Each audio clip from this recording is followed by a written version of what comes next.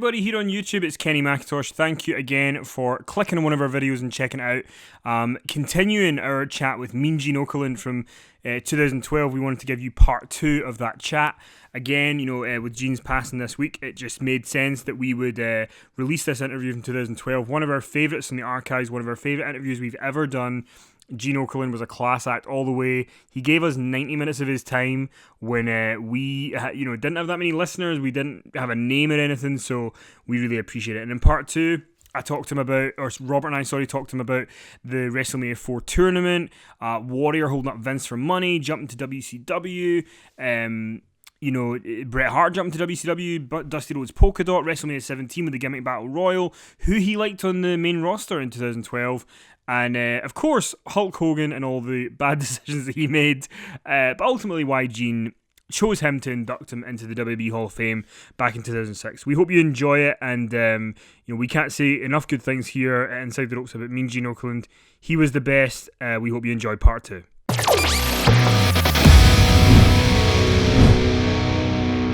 Back to WrestleMania for a moment. With WrestleMania 4, you brought the show to the Trump Plaza, and it was focused around the tournament to crown the new WWF champion. Did you think the tournament concept was quite a successful one? And was it true that at one point Ted DiBiase was the man that was pegged to walk out that night champion? Well, I don't know if he was pegged, but he may have been. But I mean, Ted would be a good champion, strong athlete, good communicator, and I liked his look and his gimmick, the $1 Million Man. Money can buy anybody or anything, and I think that was pretty solid. The tournament thing, I think had legs for a few years, but not forever. Then you get into triple threat matches and all kinds of different combinations and concoctions. Sometimes they're a little tough to follow. I've got to be honest with you. Just shortly after WrestleMania 4 with the title tournament at Trump Plaza, the WWF brought in the SummerSlam pay-per-view, and Ric Flair has said in his book that he almost made a jump to the WWF in 1988. And I just wondered, do you have any memories? Like, was it close? Was it very close with Ric Flair joining the WWF at that point, or was it just sort of discussion? No, I think it was very close. I'm originally from Minneapolis. Ric Flair is from Minneapolis, and Rick and myself have been very close through the years. I've had a tremendous respect for what Rick has accomplished.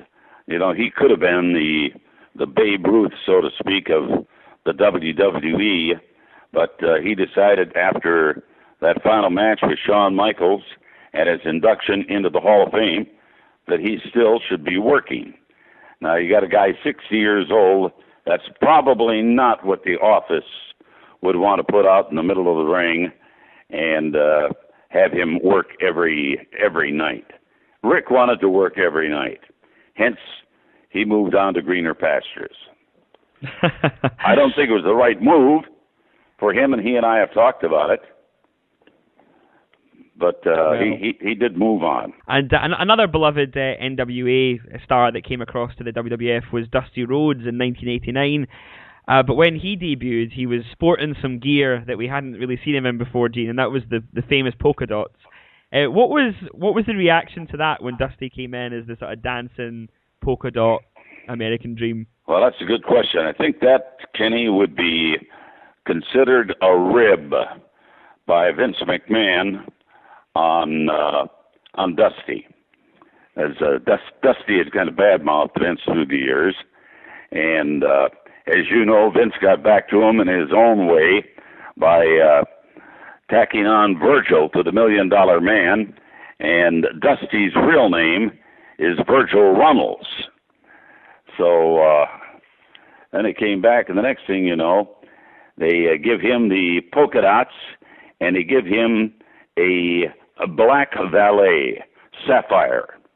And I thought it was very entertaining. First match, by the way, that he ever had in the WWE was with Ted DiBiase, and it was a pin in less than 30 seconds for DiBiase. And I think Vince just wanted to prove something, that Dusty's here, he's going to play ball with us, and he's going to do it our way.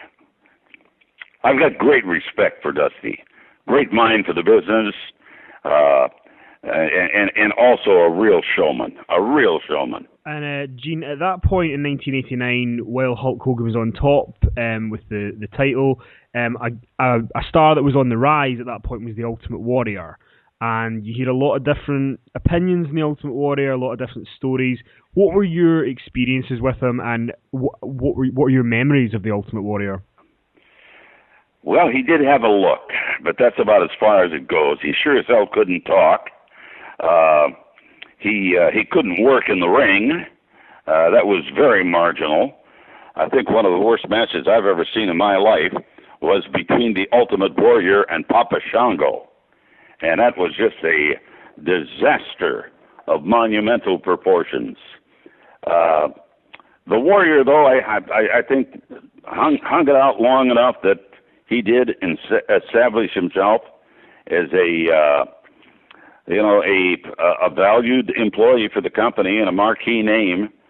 And I don't think he's in the Hall of Fame. No, he certainly isn't. No. Let me ask you a question. If you had voting rights, would you vote the Ultimate Warrior into the WWE Hall of Fame?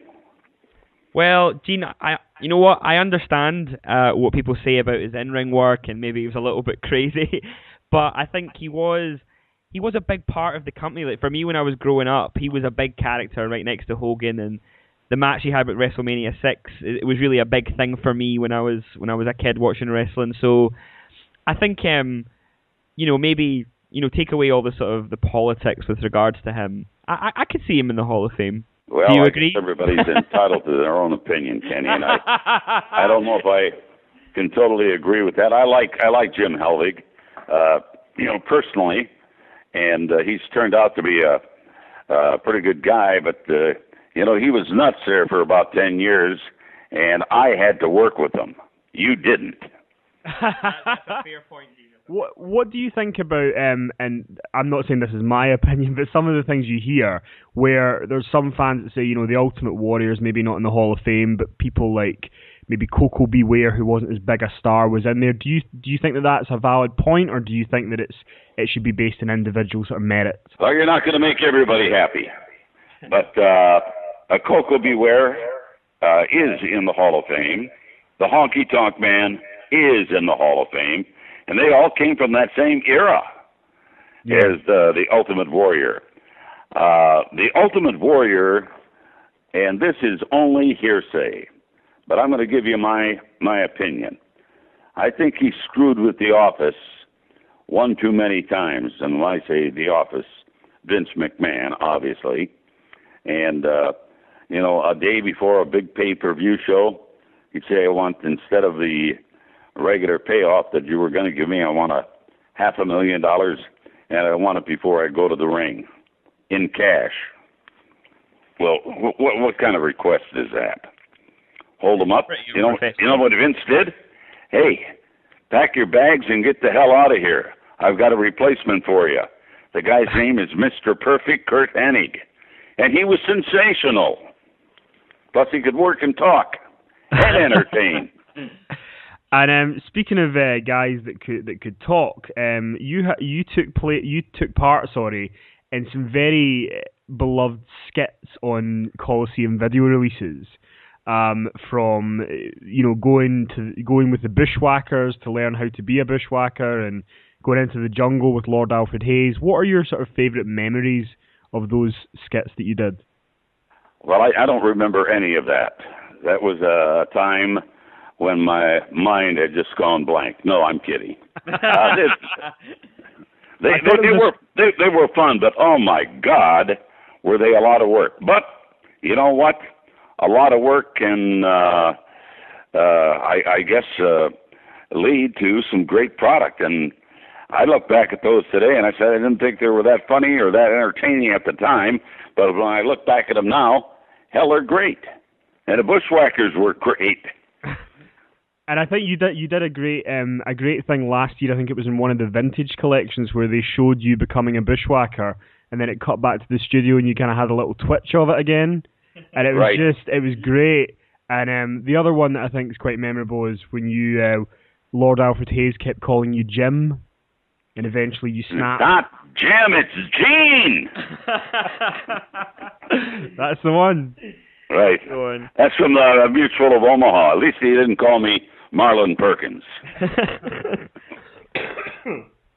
So, Gene, another, maybe memorable for very different reasons, was, we'll just say the name and get it out of the way. It's the Gobbledygooker. Now, perhaps on the night where this happened, you didn't think that so many years later people would still be asking you about it. But when that giant man turkey climbed out of that egg, did you have any idea what was going to happen? I soiled myself. What the hell is this? And then Vince said, get up there, go into the ring with them, do crisscross. And I'm not a wrestler. I could crisscross. I can't crisscross. Running around in a suit. Did take a hell of a bump, by the way, and bruised 3 ribs, but that was a disaster. Oof. I was afraid I was going to get hit with a tomato or some old douchebag or something. I didn't know. Shortly after the Gobbledygooker, there was a different angle that the WWF went with when they brought Sergeant Slaughter back as the Iraqi sympathizer with General Adnan. And, nowadays, looking back, that gets a little bit of controversy, and I know that on the True Story of WrestleMania DVD, they mentioned that Sarge actually got a couple of death threats about that. Back when that was happening, were you happy with that angle? Did you think it was good to sort of go to the edge a little bit? No, because the country, the U.S., was in a semi-state of war with Iraq in the first Gulf War. They had invaded Kuwait and wanted to take women, children, and what was the other? Oil. That's it.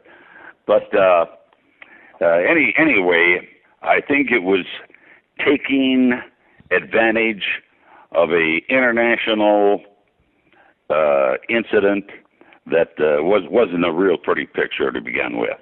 Now, we've had the Russians, Nikolai Volkov, Ivan Koloff, Nikita Koloff. I mean, we've had the Germans and Baron von Raschke, Baron Ciklina. You can go down the list, and those are okay. The Japanese, we were involved in World War II with them, but Mr. Saito, Antonio Inoki, Mr. Fuji, and the list goes on and on and on. They were okay to play as heels, bringing them to this country. Bring an American to Japan, and guess who the heel is? The American. So it works both ways. I'm not a big fan of taking political or international emergencies of this magnitude and turning them into a storyline. And as it turned out, they dumped that thing pretty quick, and Sergeant Slaughter apologized, and all is well. I still see Sarge today, and I don't think he was in love with necessarily that particular angle. And another memorable moment, other than that, from WrestleMania 7 was the retirement match between the Ultimate Warrior and Randy Savage, which was also Miss Elizabeth and Sensational Sherry were heavily involved in the match.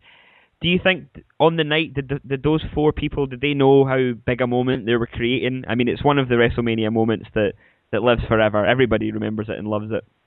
Well, I certainly do remember it vividly, and it's kind of the winner takes all. And when you have that kind of a pot on the table, that you're not splitting it. You're not going to divide it up. It is winner takes all, and loser leaves town. So they mean a lot, but as you see a couple of years later, we got the same guys back. Yeah.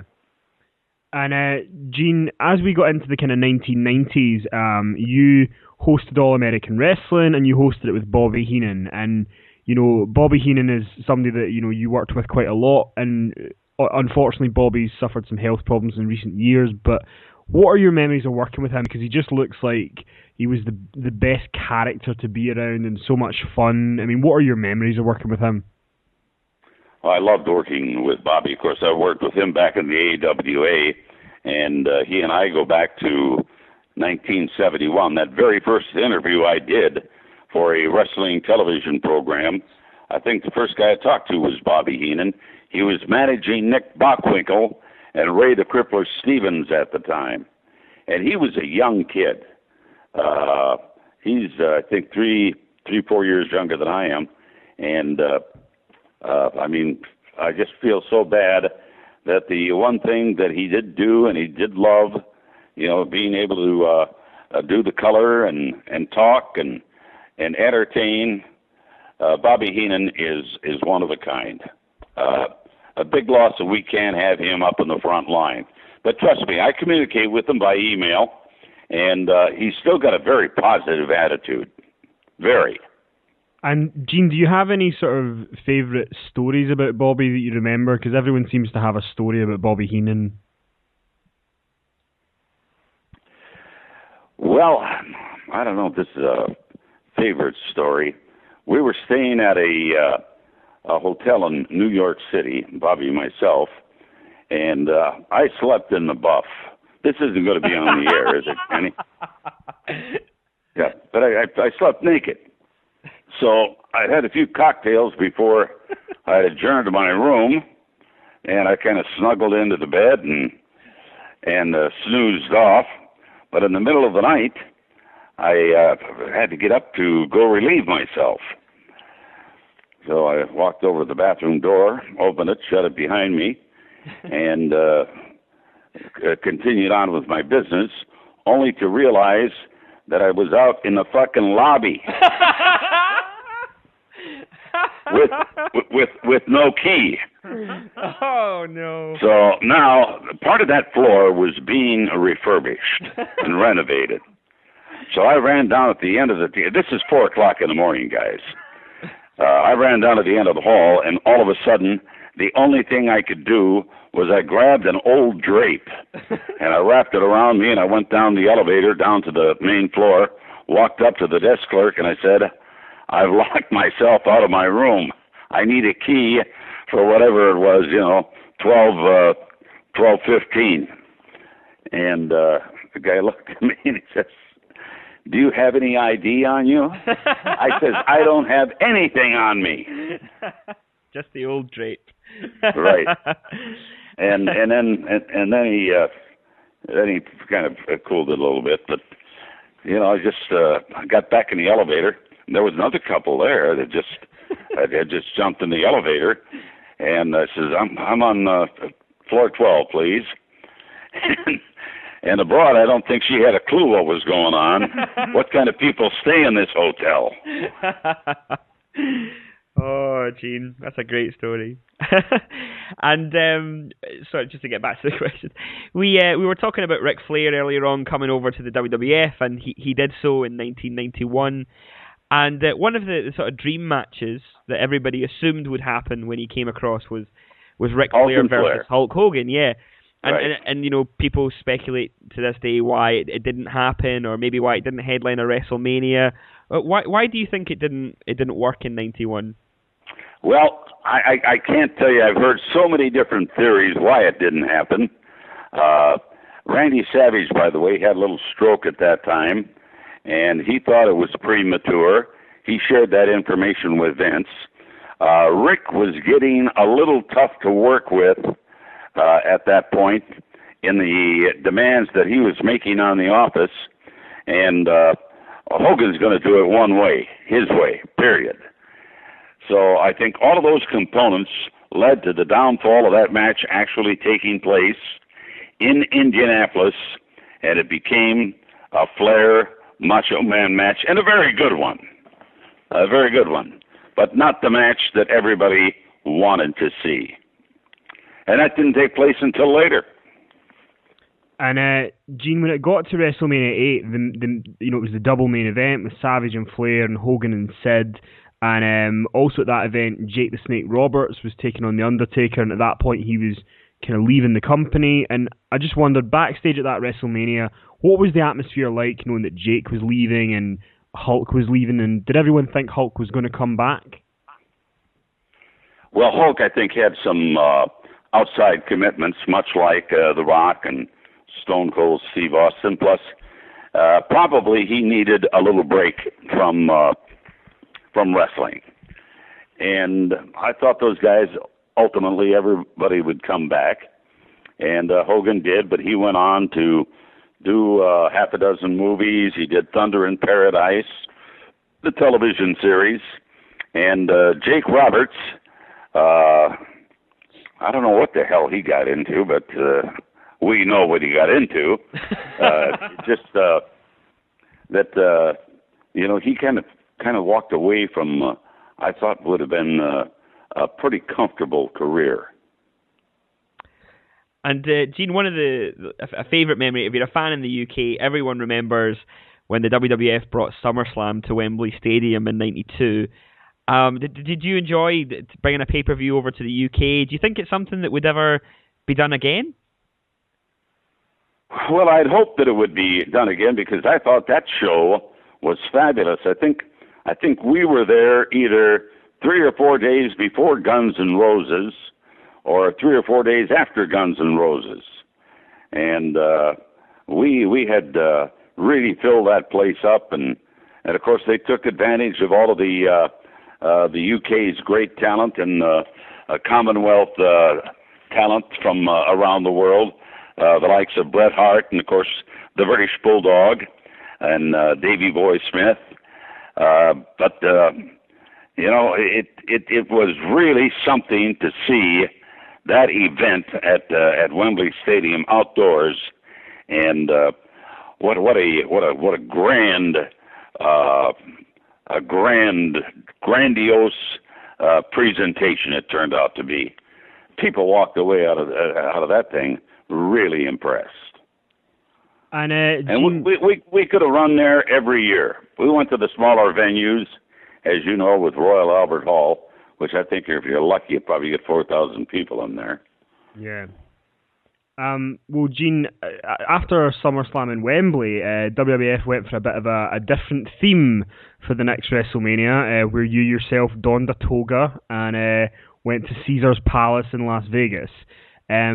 What are your memories of WrestleMania 9? And also, there's some fans who complain about the finish with Hogan coming out and winning the belt.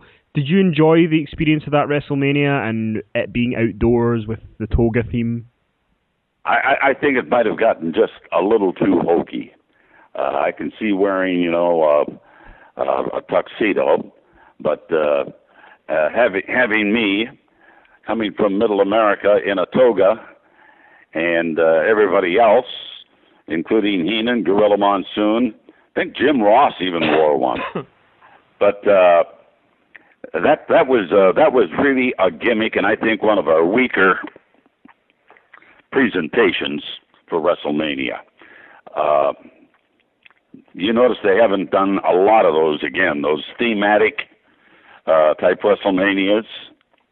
Yeah, we've not seen one quite like it since. Yeah, not quite like that. And Vegas was the right place for it. There's no doubt about that. And in Vegas, you can see anything. And we did. But I think that was kind of the beginning of the end for me, guys. Yeah. Shortly thereafter, in September of 1993, I walked and went down to Atlanta with Ted Turner. Yeah, that was our next WCW. Sorry, Gene. I was just going to say that is our next question for you, was that by that point, obviously, you were an integral on-screen presence in the WWF. You were synonymous with the backstage segments and interviewing. But what made you decide to move to Atlanta, to go to the other company? And did you expect that Hogan would be not too far behind you? Well, I was hoping Hogan wouldn't be too far behind me. I was hoping that Jesse Ventura would be there, Bobby Heenan, and a lot of the guys, and many of those guys showed up there ultimately. But the reason I went there, and I'm going to tell you guys the truth, I feel like I'm in a confessional with a priest right now, but I went there, greed raised its ugly head, and I went there for money. No, Gene. No. I shouldn't have done it, I know. Were you reluctant to leave the WWF, or by that point had you felt like you had done everything you could by that point? I'll tell you what, I've gone through many changes during the course of my careers. You know, from advertising man to disc jockey to announcer to this to that. And I never had any bad changes. Everything seemed just to get better. And I think you have to challenge yourself. You guys want to sit around there and BS about wrestling, 5 days a week. And I know, Kenny, you go someplace and work. Yeah. And that this is kind of your vocation, avocation. And you put the two together, and there we go. And and now we get to speak to Mean Gene Okerlund, so it's a pretty successful vocation. And once you went to WCW, when you got there and Hogan had come over and Bobby Heenan and those guys, did you think that they were going to be able to challenge Vince and his product? Were you quite confident that they could do that? Well, I thought it could be done, but it wasn't going to be done easily, because Vince had entrenched himself in that wrestling market and had done just about everything. He was smart enough to get mainstream media involved in his promotions, especially all of his pay-per-views. And as you know now, we got guests constantly on Raw, and I think it really changed totally. At that particular point in time, it changed. But as you know, a couple of years later, here comes WCW with Hall and Nash and everybody else known on God's green earth, Hogan, Savage, Elizabeth. I mean, they were all there. I know I missed a whole bunch, but also the influx of the international stars from Mexico and from Japan, Ultimo Dragon, Rey Mysterio, Juventud Guerrera, all of these people came in, and I'm sure it bothered Vince for a while because, he had to kind of regroup. He did. He knew he was getting killed in the ratings, and we had the Nitro Girls, and I think we were at a little more liberty as to what we could do, in terms of content. So, thank God for Nitro. Kimberly, Stacy Keibler, all of those wonderful ladies came out of that. They were a great part of the show. Wait a second. I've got to get a tissue. My eye. Oh, it bring a tear to a glass eye. You're such a ladies' man, Gene. And you gotta love them. And Gene, obviously, you'd worked with Ric Flair for a while in the WWF while he came over, and you got to spend more time with him when you were both. I did his first match in the AWA. And AW as well. And yeah. What are your memories of working with Flair? I mean, a lot of people put him up there as one of the greatest of all time. I am one of those that puts him up there as one of the greats of all time. Ric Flair could perform in the ring. He could certainly perform outside of the ring. He could perform behind a camera. He could perform with a microphone. And he was just a very entertaining individual. When Ric Flair walked in a room, I don't care if it was a bar room, if it was, a church, people paid attention. He was just that charismatic. Same thing that Hogan had, only in a little smaller package. And with the robe. Yeah, that robe is well traveled too, by the way, guys. That covered a lot of bodies through the years. Yeah, we've heard that Rick he likes to wear that robe and not much else, so people say. Well, you know more about it than I do.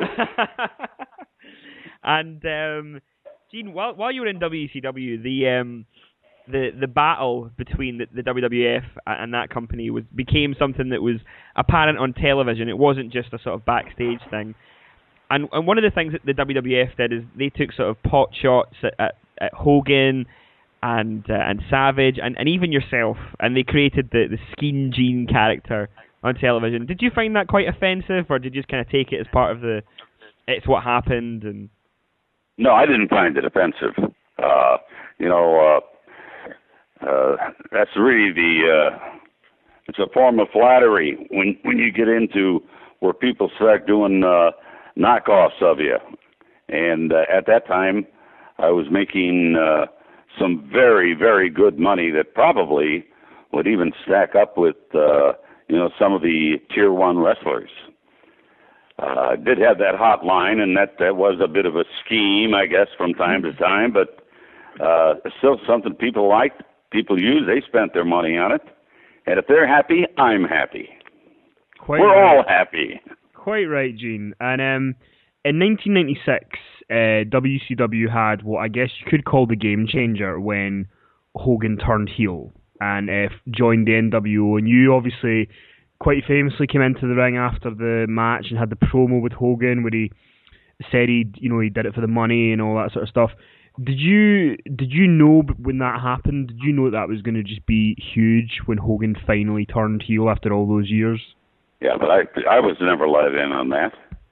That was done just moments before they all came out to the ring, and you saw what I was subjected to: tomatoes, and I got hit with a half-empty beer can right across the beak. I got juice,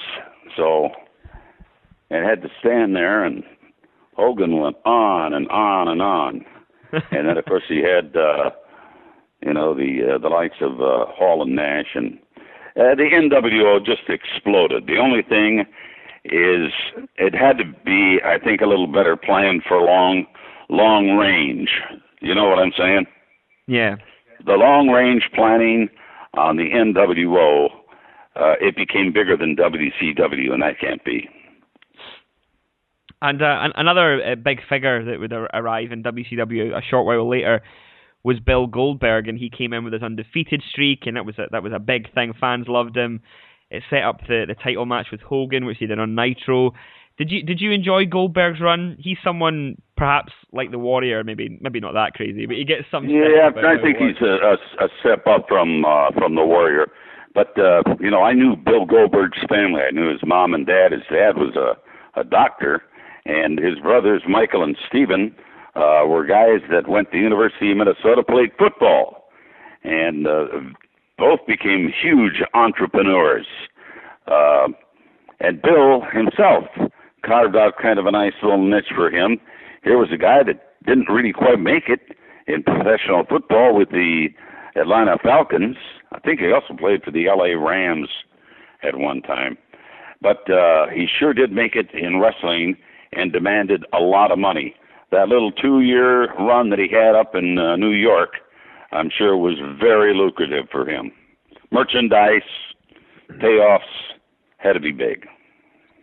And Gene, once, as you say, the NWO didn't have as much of a long-term plan as it maybe should have, and WCW obviously started to kind of, lose the ratings a little bit. There's a lot of stories. The product became stale, Kenny. Yeah, exactly. The product became stale. It was just too much repetition. You got to do things. You got to freshen it up every now and then. And that's where Vince and his fleet of writers and the idea people and the television production people, you can't beat them. You cannot beat them. There's an interesting thing. We're talking here about WCW and the fact that, like you said, it did get stale. And, there's some maybe adult fans today who find that in the WWE, maybe like John Cena and his act is a bit stale. Do you think that that's something that WWE will need to maybe try and change in the next couple of years so that fans still maintain that interest? I would think so. But, I'm taking a look at what they've got in the wings. Man, they got a lot of great talent in the wings. Your guy, Sheamus, is great. I think this Wade Barrett is somebody that's got a lot of potential. I even like Albert Del Rio with that cockamamie manager of his. And Jack Swigert. I mean, they're just all kinds. CM Punk is a hot number. So there's a lot of changes, even though we don't, I guess, generally look at the product and say there's really not that much changing. But if you think about it, take a look at the top names today, Tier 1 names today in the organization as opposed to 6 months ago. Very noticeable in my opinion. Yeah. And Gene, sort of back to WCW, and you were saying that it did get stale, and WCW tried a few different things to kind of get the product back up to scratch. They brought in Vince Russo. They tried to team Russo up with Eric Bischoff. What do you think led to the downfall of WCW ultimately? I think the creative input and the fact that they had made the NWO bigger than WCW, the parent company, which should always be wearing the babyface hat, and it just became too much for the fans, and they left in droves.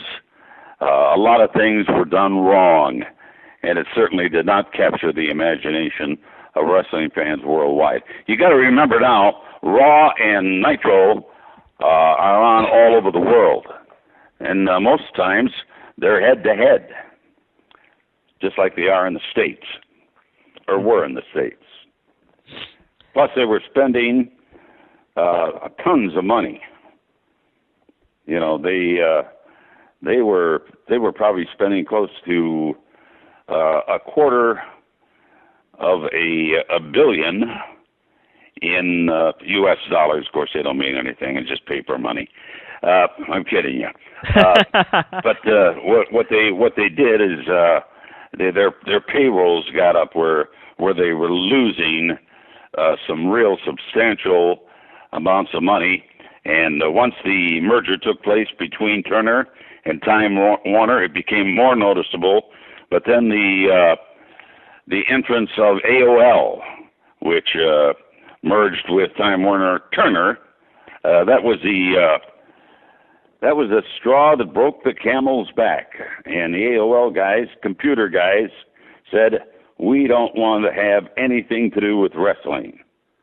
Get it out. And the writing was on the wall. Yeah, right. It was just a matter of days then. One of the, just briefly though, one of the things that maybe perked up fan interest was that WCW in late '97 had attained Bret the Hitman Hart, obviously the very famous incident in Montreal, and he came over to WCW. And were you surprised that Bret coming over to the company didn't really have that much of an impact? Was he maybe not handled correctly? It didn't seem like Bret and WCW really took off. Yeah, I think his heart was still in WWE, and the payoff. He got huge money, Kenny. I've heard upwards of $3 to $5 million a year on a 3-year contract. And you know how many matches he had there? 52 over a 3-year period. 52 matches. That's a pretty good payoff. Yeah, it's not bad. About $200 grand a copy. Yeah. But at that time, it was in such disorganization. Bischoff, and I like Eric personally, but he'd pretty much raped the thing. And then to bring in that clown Vince Russo, to try to reignite the fires of WCW, he took it further down the Bemis, down the chute. And as you say, once Russo had came in, Gene, was it under Russo's creative management that he wanted you to compete in the match with Mark Madden? Was that how that came about? What was that, a piece of shit or what? Yeah, me getting in the ring with that fat tub? You gotta be kidding me. No fond memories of that then, no? No, this is just something I didn't want to do. But back then, if you didn't do what you were told to do, that could be grounds for dismissal. But I had never signed a contract to be a wrestler. What would I want to get in with that overweight, obese, loudmouth? Get in the ring and do anything with him. And Gene, not too long after that, WCW were bought by the WWF at the time. And were you surprised that it was Vince that ended up being able to buy the company? And also, once he bought it, he did a sort of invasion angle, but it didn't really have some of the marquee names of WCW that people would have thought. What did you think of that angle? I didn't think that the introduction of WCW into the WWE product. I don't think that was handled quite right. But I don't know, Kenny and Robert, if it could have been handled right there. They were short on time, and the news was out. All of a sudden, Nitro was off, TNT, and WCW was now part of the WWE. So, what do you do with it? And how about all the creative that has to go in? The planning that usually was done months in advance. It wasn't there. And you're right, they didn't use the big names. And, Gene, one of a big fan favorite moment from WrestleMania 17, which is, a beloved show, was the Gimmick Battle Royal. And not only did we get to see all these old characters come back, but obviously the icing on the cake was that you and Bobby got to call the match. It was a great moment. Did you have fun that day, or your memories of WrestleMania 17 fond ones as well? I had a lot of fun. I had a little flask in my inside pocket. And we enjoyed the Gimmick Battle Royal. The only reason the Iron Sheik won is because he couldn't get out of the ring. Like I told Heenan at the time, I'd love to be a Viagra salesman in that ring right now. And Gene, once WCW had folded, and obviously you came back for the Gimmick Battle Royal, did Vince kind of sign you up to a contract straight away? I know he had you back for Confidential. Right. And did you enjoy doing that show? Yeah, I did. I enjoyed it. I didn't care for all of the restrictions that were put on it, because everything had to match existing storylines, and I think ultimately the show was on just a little over 2 years, but ultimately I think that's why it failed. It did not do a big number. It did a 2, which is I guess a pretty good number. 1.6 million viewers. It's better than TNA do right now. Yeah, and with the fragmentation of television, with some places 800, 900 channels, probably not a bad number. But I just didn't see any legs on that show.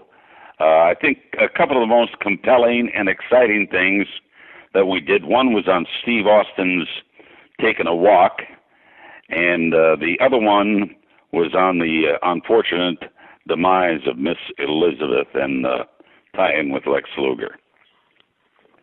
Absolutely. They were, the Confidential show was really good for that sort of stuff. And one thing that I think a lot of long-time fans were surprised about is that Bobby Heenan came back at WrestleMania 17 with yourself, but they never seemed to use Bobby for a good few years. Were you surprised that they never utilized him somehow?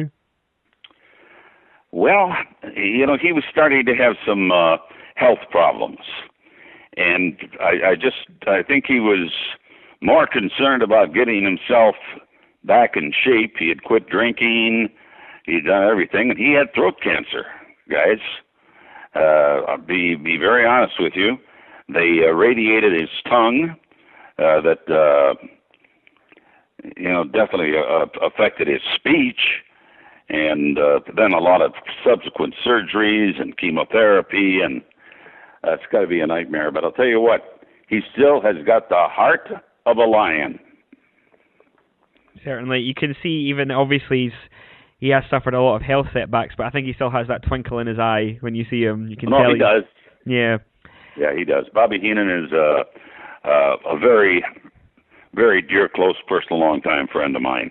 I can't say anything but good about him. He can be tough to live with, from time to time, but you got to take the good with the bad, and he had so much good that, I just worship the guy.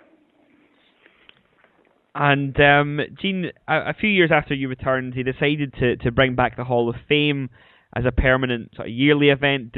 How did that come about, and did you enjoy hosting it when it first came back? Well, see, the WWE purchased WCW in March of 2001. In late February of 2001, I had just renewed my contract with Turner Broadcasting for another 3 years. So I was going to get paid no matter what. And we worked out a couple of things through attorneys and some HR people that I kind of got involved a little bit. And my involvement got a little bigger all the time. And today, with this video on demand and with the resuscitation, if you will, of the vintage collection, it really has turned out to be me doing something that I like doing. And I think the fans like me doing it as opposed to I'm going to use one of the other announcers, maybe a Josh Matthews, because back in those days in the 80s and the 90s and the 70s, I was there. Some of these guys just showed up last week here, so. And Gene, in 2006, they inducted you into the Hall of Fame. How did you find that you were going to be inducted, and what made you choose Hulk Hogan to be the man to induct you? Well, that was kind of a composite decision.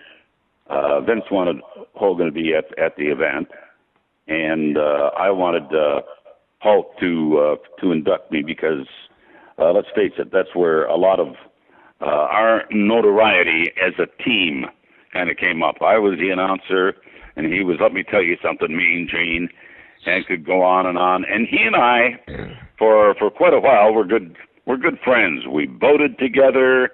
We'd have a cocktail or two together.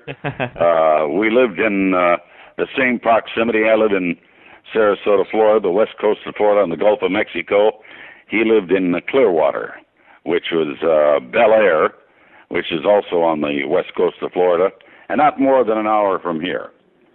And I like and still like Hulk Hogan a lot. As you know, guys, he's been through some pretty lean years here. The divorce, which I don't know how the hell that happened. Some guy that's traveling on the road doesn't need to worry about doing some things, but that thing was a disaster, financial disaster for him. Now he's schlepping rental TVs over here, to feed himself. He'll never go back in the ring. Hips, knees, but he could have been a big part of all of the storylines, through the years, and he just decided that no, he wanted to do his own thing. I'm going to give you an example: celebrity wrestling, and a couple of those deals. Getting involved in Hogan Knows Best, and that shattered his family. The son was in a car accident with a big lawsuit involved, and it was just a series of bad luck. And I'm sure it took most of his resources, if not all of them. Yeah. Do you think, Gene, you mentioned there, the reality TV shows and sort of more gimmicked wrestling shows. I know he was part of the Micro Championship Wrestling, and obviously Hulk's been working with TNA for the last few years. Do you think he worries about his legacy? Like maybe the sort of oversaturation of his image might diminish his legacy a little bit? I think he has been oversaturated. And he didn't do himself any favors in being the host of the Gladiators. You know, I think they should have positioned him elsewhere and to take the announcing duties out of his hands, but put him up on a pedestal as a guy that makes the final decision in the long-running series, the Gladiator, which was a reincarnation from something from 10 or 12 years ago. Yeah. And Gene, as you mentioned there, you've been around the wrestling business since the 1970s. You've seen it all. You moved from the territories to rock and wrestling, Monday Night Wars, the Attitude Era. You've seen it all happen. And do you think, is there something that was present before in wrestling that's not around today? Is there something you would like to see brought back that would maybe change the business or mix it up a little bit?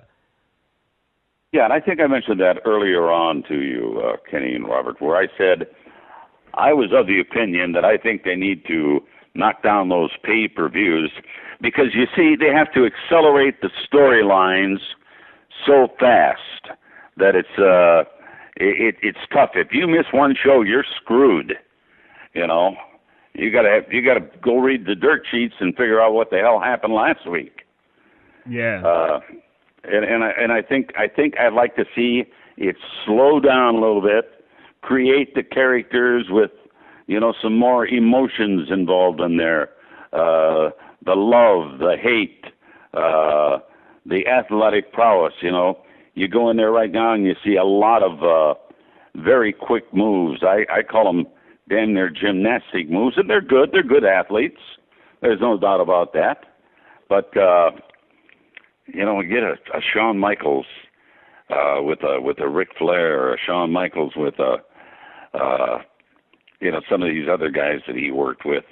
Gosh, man, could they tell a story? I'll never forget that line down at the Citrus Bowl down in Orlando when it was going to be one night Flair goes into the Hall of Fame, the next night at WrestleMania he wrestles Shawn Michaels, and the loser leaves town or hangs it up. And when that camera got that tight shot of Shawn Michaels saying, "Rick, I love you," because he's looked up to him all his life, man, that just really tore me up. And he did. He was his hero. And now Shawn Michaels is a hero for kids younger than him. Yeah, it was a great moment in the Citrus Bowl at WrestleMania 24.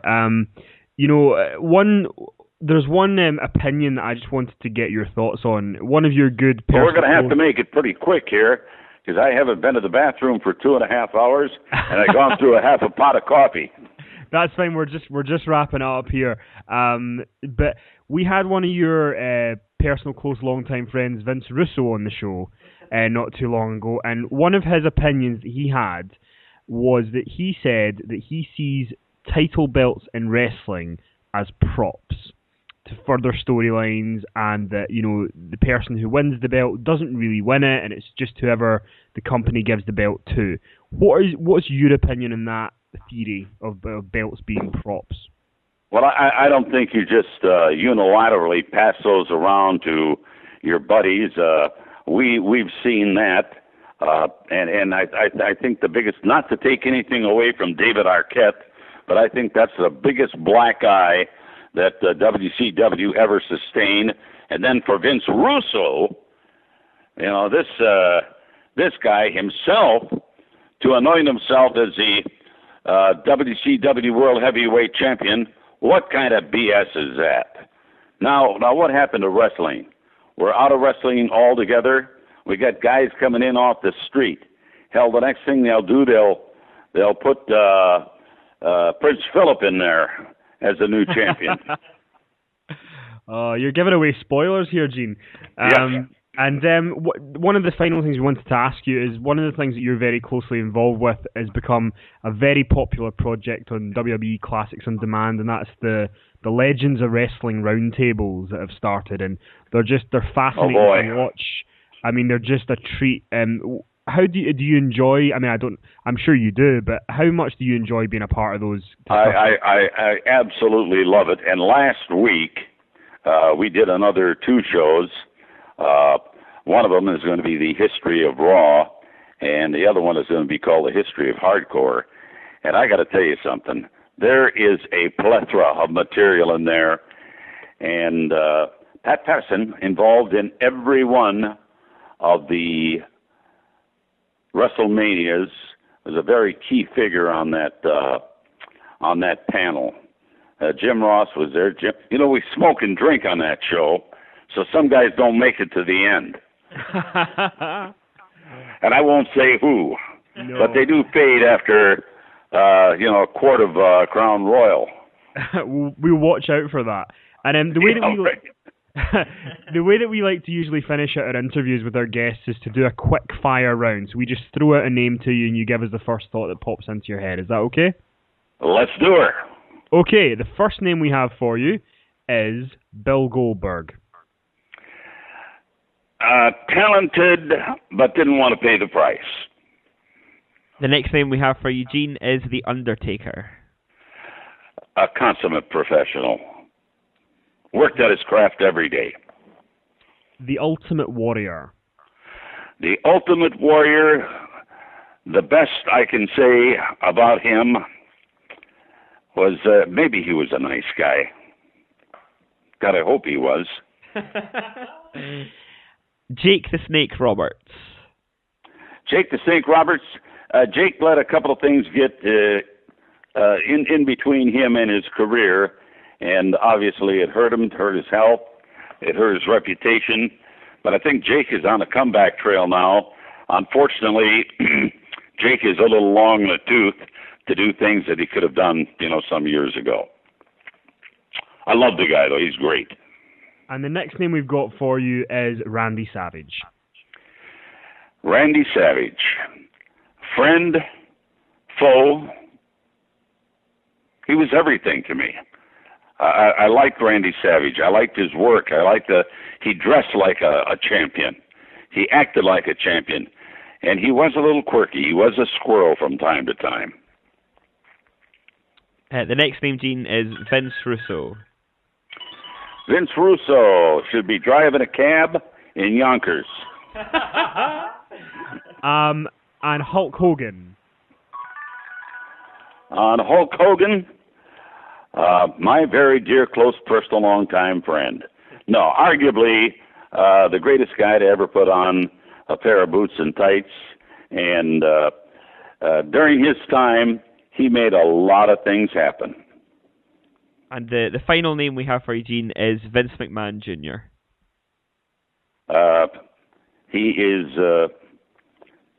He's a hard worker.